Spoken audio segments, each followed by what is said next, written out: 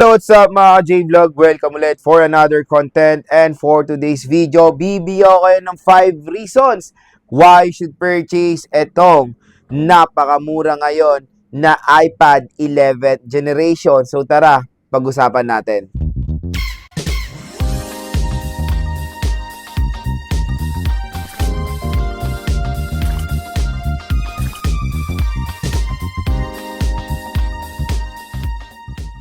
Idol, meron tayo ditong very interesting na mega sale, mega price drop na iPad. Ito siya, iPad 11th generation. So ito, bumili kami ng tatlong ganito dahil nag-sale nga.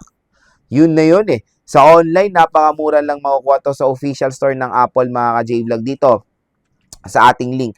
Ang SRP netong 128 is around 27,000 ata doon sa box. Nakuha lang namin ng 18 to 20,000 pesos. Sinabi kong 18 to 20,000 kasi nag-iiba-iba po yung presyo neto sa online, pero bagsak presyo. Yun yung importante doon. At ang magandang balita, pag dito kayo pa bumili sa ating product link neto, iPad 11th generation, meron pa kayo makukuha special voucher. Additional discount po yan pag bumili kayo ng 11th generation dito sa ating product link. And no worries, official store po ng Apple yung pagbibilan nyo netong iPad 11th generation dito sa ating product link. So, grab yours now hanggang may stock. Habang nakasale ang iPad 11th generation, kunin nyo na to mga ka-J-Vlog. And for today's video nga, bibigyan ko kayo ng 5 rason, 5 reason kung bakit ito na ang perfect tablet para sa inyo ngayon 2026. So, ulitin ko, tatlong ganito ang binili namin. Dalawang 128 at isang 256. So, yung 256, ang SRP niyan is around 30,000 plus. Sa online, mga idol, pwede siya makuha ng 25,000 pesos. Diba? 25 to 26,000 pesos.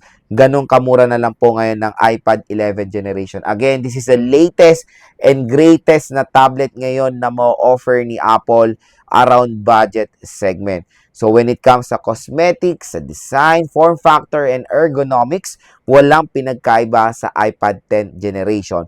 Pag tinignan nyo ng ganyan, pinagtabi nyo 11th at 10th, wala kayong makikitang difference pagdating sa ergonomics and design.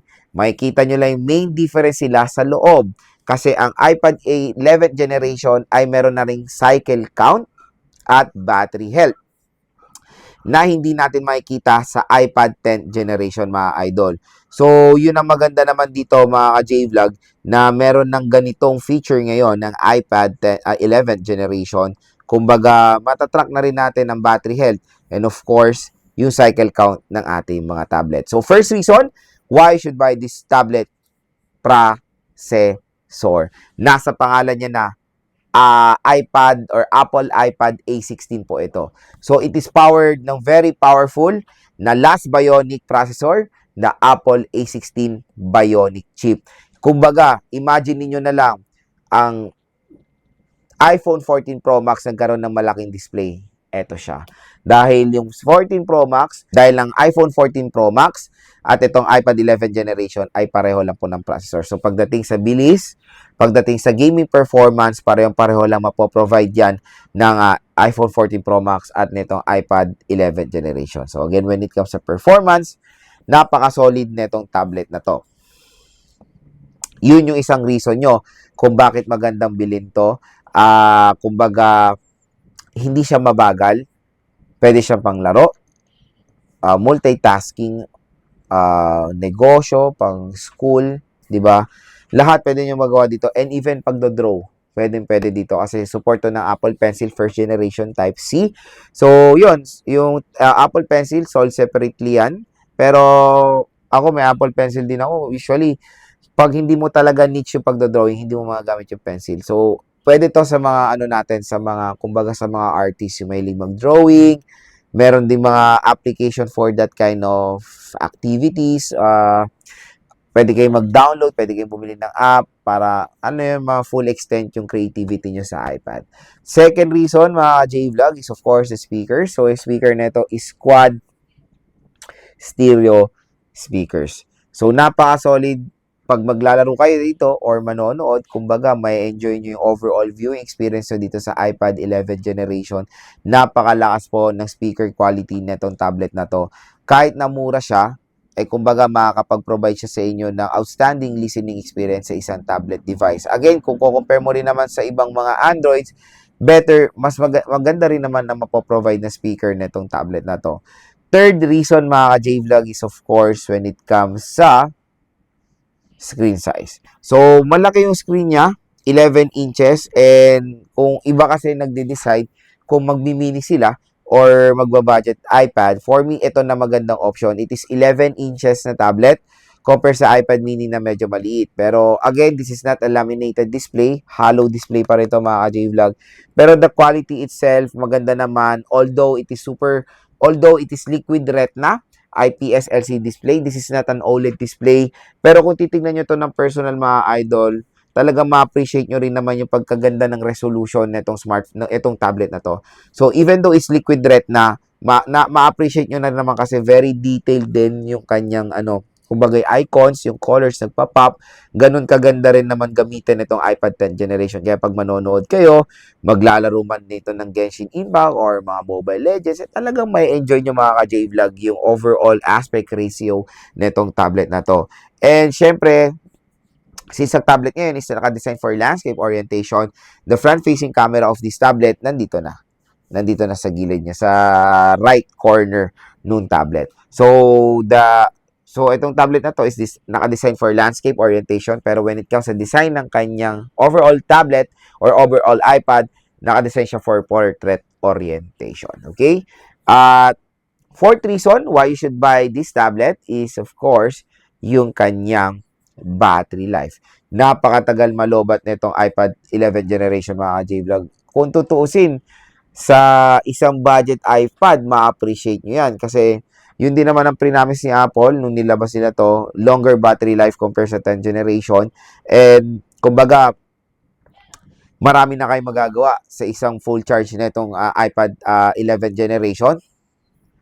Ang maganda rin dito, may kasama rin naman siyang charger. Kasi usually, di ba, iPhones ngayon wala ng charger. I think may mga charger na lang is iPad and MacBooks. Pero ito is support din naman ng fast charging. And ang included right out of the box is 20 watts. At USB Type-C.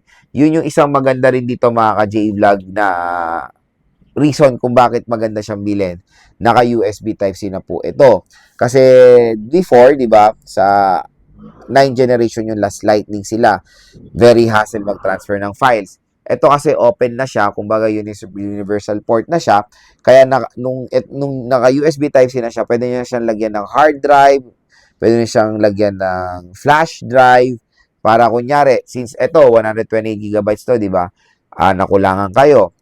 Salpakan nyo lang ng flash drive, lagay nyo lahat yung mga files sa flash drive, good to go na agad kayo, di ba? So, better din naman, or maganda din ang in-option nila, finally, 120 gigabytes na ang minimum. Kasi ang 64 gigabytes, sobrang liit na po niyan.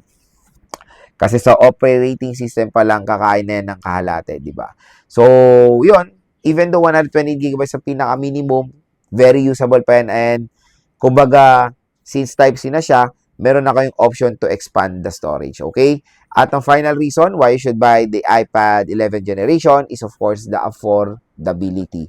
Etong tablet na to, naka-design talaga to for budget consumers natin. This is the affordable or pinaka-affordable na tablet na pwede nyo ma-purchase or ngayong 2026 sa newly, sa mga latest na units ng Apple. Ito yung cheapest way para makapunta kayo sa Apple ecosystem when it comes sa iPad at hindi kayo bibiguin sa specification nito. So again, nakakatuwa nga na pinaka-minimum na storage is 120 gigabytes at 256 gigabytes yung susunod na option. At say goodbye na tayo sa 64 gigabytes sa 10th generation na sobrang kumbaga, masakit na sa ulo ang 64 gigabytes to be honest. Kumbaga, ang target consumer na itong iPad 11 generation is all-rounder na consumer. Lahat, kumbaga, nag-school, architects, di ba, yung mga nagdo-drawing, ano pa ba, mga artists natin, gamers, pwede kasi ito for gaming, sa mga chikiting natin kasi napaganda ng color nito. Kumbaga, fun color siya. Available siya sa yellow, blue, pink, and silver. Okay? So, since, yun nga, yung final reason natin is affordable, napabili kami ng 3, mga idol. Binilang ko yung pinsan ko, binilan ko yung anak ko, binilang ko yung asawa ko. 'Di ba? Sa presyo nito, 3 iPad, isang presyo pa lang ng iPad Pro. 'Di ba? Kailangan natin maging practical. Kaysa naman isa lang mag-enjoy, bilang mo silang lahat, presyo pa ng isang tablet lang. So again, yun ang nakakatuwa dito sa iPad 11th generation. Napakamura lang, especially dito sa ating product link. Dito lang kayo bibili sa ating product link dahil meron pong naghihintay na special voucher para sa inyo pag bibili nyo tong iPad 11th generation. So hopefully, nakatulong tong sinabi ko sa inyo kung nagde-decide kayo bumili netong napaka-special na tablet ngayon ni Apple.